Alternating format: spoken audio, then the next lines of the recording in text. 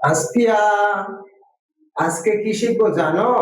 আজকে শিখবো হচ্ছে 1 2 3 4।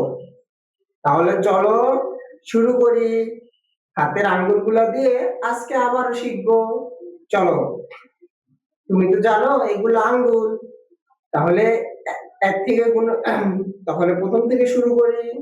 1 2 3 4 5 6 7 8 9 10।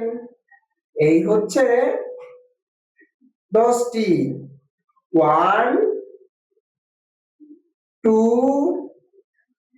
3 4 5 6 7 8 9 10।